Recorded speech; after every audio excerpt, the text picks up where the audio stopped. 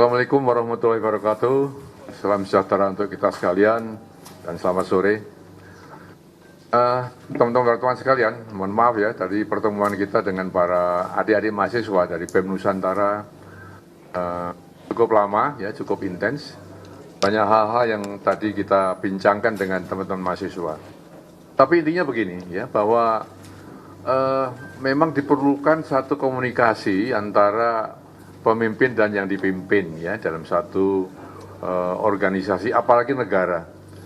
Sehingga kita memang mengharapkan adanya komunikasi timbal balik antara pemerintah, presiden, dengan masyarakat. Ya. Dan beberapa hal memang komunikasi ini ya tidak berjalan mulus ya, sehingga banyak hal yang saya anggap sebagai miskomunikasi antara pemimpin dan masyarakatnya. Nah, hari ini ya, atas izin Presiden, kami melakukan pertemuan dengan teman-teman mahasiswa ya, BEM Nusantara untuk mengkomunikasikan hal-hal yang saat ini kita hadapi, yang negeri ini sedang menghadapi. Saudara sekalian, tentu banyak kebijakan-kebijakan dari Presiden ya yang sudah sampai ke masyarakat, dan yang pasti ya, bahwa kebijakan itu kebijakan yang berorientasi membantu masyarakat, meringankan beban masyarakat, terutama saat ini, saat kita sedang menghadapi pandemi COVID-19 yang juga belum usai, mudah-mudahan segera usai, ya, dan juga menghadapi Lebaran di mana akan menyangkut masalah kebutuhan harga pokok masyarakat, harga pangan atau harga kebutuhan masyarakat, dan juga masalah-masalah lain yang menyangkut masalah politik. Ya. Nah, tadi dengan para mahasiswa, mereka menyampaikan banyak hal, misalnya menyampaikan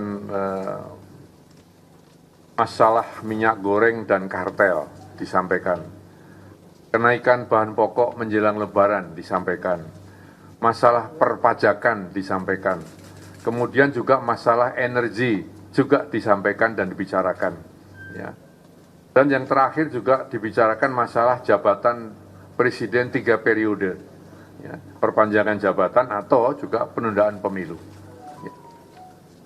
Hal-hal yang menyangkut masalah teknis tentu tidak dibincangkan di sini, di kantor Dewan Pertimbangan Presiden, tapi akan kita lanjutkan, kita sampaikan, kita bicarakan dengan para menteri terkait yang nanti membidangi masalah-masalah yang disampaikan mahasiswa. Sedangkan untuk masalah yang disampaikan tentang jabatan 3 periode, jabatan Presiden 3 periode, perpanjangan jabatan Presiden dan penundaan pemilu, ya, tadi telah saya sampaikan kepada teman-teman mahasiswa bahwa ini perlu kita klarifikasi. Tapi intinya tadi, secara singkat saya jelaskan, setelah kita dialog cukup panjang, ya, maka saya sampaikan bahwa mengapa kita meributkan itu, ya, tatkala itu masih berbentuk wacana. Ya. Dalam Undang-Undang Dasar kita, berwacana itu boleh. Berwacana itu adalah hak asasi manusia. Tidak seorang pun bisa melarang orang berwacana, kecuali wacana ya tentang berbuat kejahatan. Wacana untuk menimbulkan kekacauan di masyarakat. Wacana yang menimbulkan instabilitas di negeri ini, itu yang dilarang. Tapi kalau wacana-wacana lain dipersilakan. Itulah mengapa, maka sampai saat ini wacana tentang jabatan 3 periode, perpanjangan jabatan presiden, ya, kemudian pengunduran pemilu itu masih terus merebak. Tapi tadi sudah saya sampaikan kepada teman-teman wartawan, mari teman-teman mahasiswa, mari kita berbicara rasional. Mari kita berbicara sebagai seorang intelektual. Sekarang pertanyaannya yang saya sampaikan tadi dengan teman-teman mahasiswa, mungkinkah ya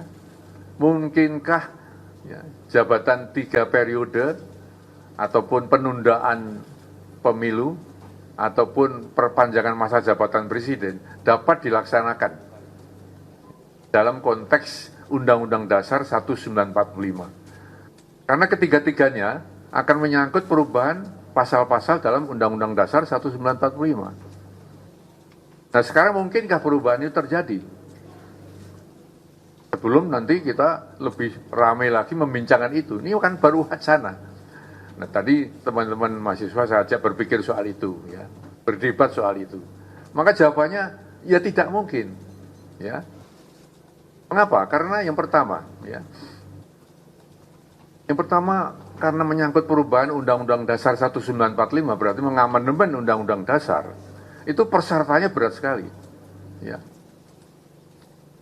Kalau ya di dalam persyaratan yang saya baca, itu harus merupakan kehendak masyarakat Indonesia yang dipresentasikan dalam majority di Majelis Permusyawaratan Rakyat. Ya. Harus ada majority dalam MPR yang setuju bahwa ada perubahan di Undang-Undang Dasar 1945 mengenai jabatan presiden. Nah sekarang ya, kita berpikir rasional. Kita menggunakan rasio kita untuk mencoba, ya, apakah itu mungkin sih? Nah ternyata memang jawabannya tidak mungkin, karena apa? Kalau di MPR itu kan DPR plus DPD. Di DPR sendiri, ya, dari 9 partai politik, hanya 3 partai politik, ya, yang setuju, ya, untuk mengubah itu. Yang 6 partai politik tidak setuju. Dibawa ke MPR, di MPR ditambah DPD tidak setuju. Jadi mana mungkin, ya, kemudian terjadi perubahan atau amandemen Undang-Undang Dasar 1945 mengenai, ya, jabatan presiden 3 periode. Yang kedua, ya, sampai sejauh ini tidak ada kegiatan apapun, ya, di DPR, di pemerintahan, di lembaga pemilu yang mengisyaratkan adanya persiapan-persiapan untuk penundaan pemilu. Nggak ada. Yang ketiga, ya, pemerintah saat ini sedang sibuk, ya, dengan urusan melakukan penyehatan ekonomi nasional dalam situasi global yang memang tidak menguntungkan. Juga sedang menyelesaikan mitigasi COVID-19. Mudah-mudahan, ya, segera tuntas setelah ada perkembangan yang sangat baik. Jadi belum ada atau tidak ada sama sekali kehendak membahas masalah perpanjangan 3 periode. Ya. Yang keempat, sudah berkali-kali sebenarnya Presiden sudah menjawab sebenarnya, ya, kadang-kadang, ya, kayak angin lalu aja terhapus, ya, oleh hiruk pikuknya hoax dan pemberitaan-pemberitaan yang lain. Pada saat ada wacana tentang jabatan presiden 3 periode, beliau kan sudah menjawab waktu itu. Sama saja dengan menampar muka saya. Itu mungkin cari muka, itu menghancurkan saya, kan gitu. Itu pada saat yang pertama. Yang kedua, saat kemudian ada nuansa untuk perpanjangan jabatan presiden, beliau mengatakan, saya tidak tertarik. Yang ketiga, pada saat penundaan pemilu, ya, wacana itu, beliau juga berkomentar, saya akan patuh taat kepada konstitusi. Bahkan yang terakhir, ya, 3 hari yang lalu beliau mengatakan, para menteri, sudahlah, cukuplah. Jangan bicara lagi soal itu, soal penundaan pemilu, soal jabatan 3 periode, perpanjangan jabatan, tidak usah, cukup. Ya, artinya apa? Dengan keempat argumentasi ini, sebenarnya sudah jelas bahwa wacana itu akan berhenti di wacana, karena tidak mungkin dapat diimplementasikan, diwujudkan, dan dilaksanakan, karena, ya, ada 4 alasan tadi yang sudah saya kemukakan. Lalu mengapa kita kemudian masih meributkan soal itu? Meributkan, mempermasalahkan, mendebatkan sesuatu yang tidak mungkin terjadi. Ini kan sia-sia, ya. Ini kan kita hanya menghamburkan tenaga yang tidak perlu. Pada banyak pekerjaan lain, banyak tugas lain yang harus kita selesaikan.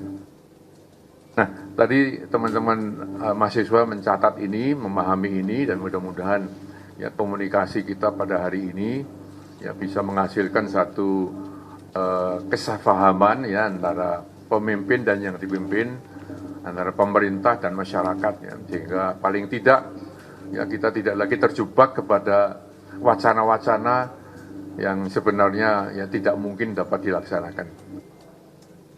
Pemerintah dan masyarakat tentu lebih berkonsentrasi menghadapi masalah-masalah yang sangat penting ya untuk kehidupan masyarakat, ya ini masalah ekonomi ya dan juga masalah penyelesaian menghadapi COVID-19.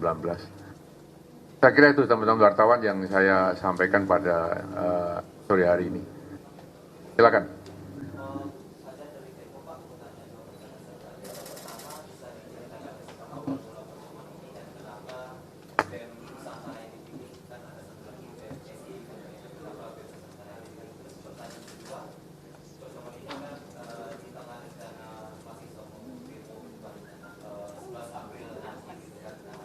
Ya.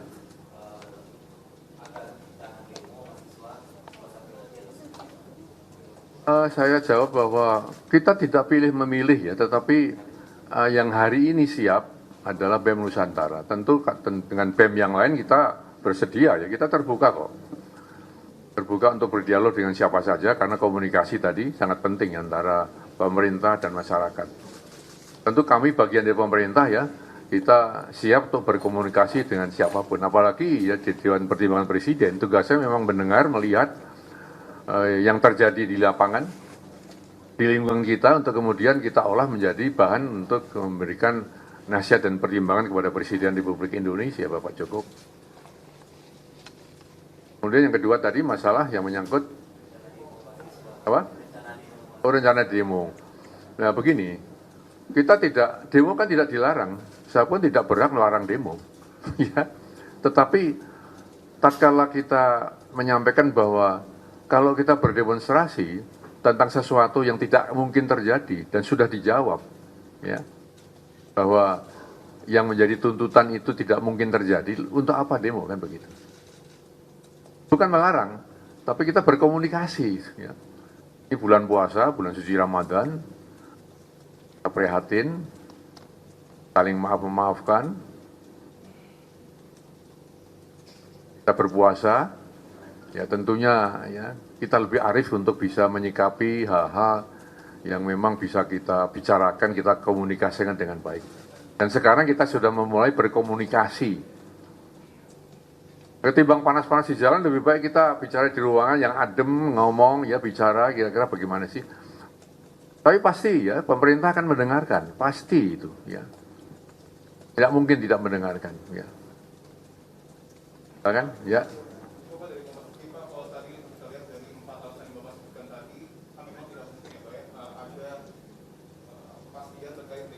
Penundaan pemilu ataupun perpanjangan 3 periode. Tapi yang di 4 alasan tadi, kalau saya lihat itu alasan ataupun statement yang lahir di luar pemerintahan, Pak. Sementara kemarin di sidang kabinet paripurna, Presiden sendiri nampaknya merasa ada masalah di kabinetnya, sehingga ia menyebutkan bahwa jangan lagi lah menteri-menteri ini membahas terkait dengan penundaan ataupun perpanjangan masa 3 periode. Melihat hal ini kan kalau kita ingat ke belakang juga Presiden menekankan bahwa visi misi itu hanya visi misi Presiden dan Wakil Presiden. Artinya ada kekeliruan di situ sehingga Presiden kemarin menyebutkan statement tersebut. Dari Dewan Pertimbangan Presiden sendiri, apakah ada masukan yang secara spesifik diberikan kepada Presiden untuk kemudian betul-betul memfokuskan menterinya ini benar-benar ya sudah bidangnya saja bekerja, tidak di luar dari ranahnya mereka bekerja begitu. Terima kasih, Pak. Ini masalahnya karena ada undang-undang yang melarang saya menyampaikan di muka umum ya apa yang disampaikan ke Presiden. Ya, jadi kalau Anda meminta saya menjelaskan apa yang saya sampaikan ke Presiden, sebenarnya saya nabrak undang-undang. Ya. Tetapi secara umum saya sampaikan begini, karena saya juga pernah jadi menterinya Pak Jokowi ya, cukup lama. Ya. Memang bahwa para menteri itu membawakan misi ya dan visi Presiden atau pemerintah. Ya. Tetapi dalam melaksanakannya tentu pada tataran operasional bukan kebijakan. Kalau kebijakan memang itu harus taat ya. harus satu. Dari misi dan visi dari presiden itu yang diadopsi dan tidak boleh kemudian digeser atau ada deviasi di sana sini. Tetapi tatkala mengoperasionalkan kebijakan, itu yang masing-masing menteri memang dibutuhkan kepiawaian, ya, dengan pengalamannya, dengan pengetahuannya, dengan ilmunya, ya, dengan caranya, dengan tekniknya. Itu masing-masing menteri memang ya bebas untuk menyampaikan kepada publik penjabaran dari kebijakan presiden. Nah, disitulah mungkin ya ada perbedaan satu dengan yang lain. Itu hal yang sangat wajar, sehingga kemudian para menteri terkadang atau seringkali bukan terkadang membuat satu kebijakan bersama. Ya. Itu tentu dipimpin oleh menteri koordinator. Itulah gunanya menteri koordinator, untuk kemudian menyamakan persepsi, menyatukan langkah, sehingga ada namanya keputusan bersama menteri. Bahkan ada lagi. Cinta dari Berita 1 TV, Pak. Tadi kan Bapak mengatakan bahwa wacana 3 periode itu tidak mungkin gara-gara hanya 3 parpol saja yang sudah setuju akan narasi tersebut. Akan tetapi politik kan dinamis ya Pak ya. Apalagi kalau misalnya ada data yang menunjukkan bahwa mayoritas masyarakat menginginkan adanya perpanjangan masa jabatan, dan pastinya parpol akan mengikuti itu dong Pak. Lalu seperti apa Pak? Kalau begitu berarti mungkin dong Pak ada. Datanya ada nggak? Anda punya data nggak? Belum Ya ada. nggak mungkin nggak. Ya. Kalau ada datanya sini, kasihkan ke saya bisa jawab. Tapi tatkala nggak ada data, itu berarti hanya kembali tadi suatu debatable, ya, yang tidak akan selesai. Nah, kita bicara rasionalitas sekarang, ya, begitu. Ada? Lagi silakan. Baik, ya.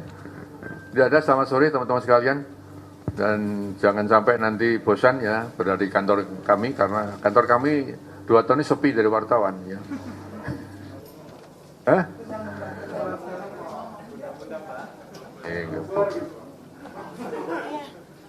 Boleh, kan saya nggak nyampaikan ini kepada presiden, ya, nyampaikan kepada Anda sekalian ini, ya. Baik, terima kasih atas perhatiannya. Selamat berbuka puasa. Assalamualaikum warahmatullahi wabarakatuh.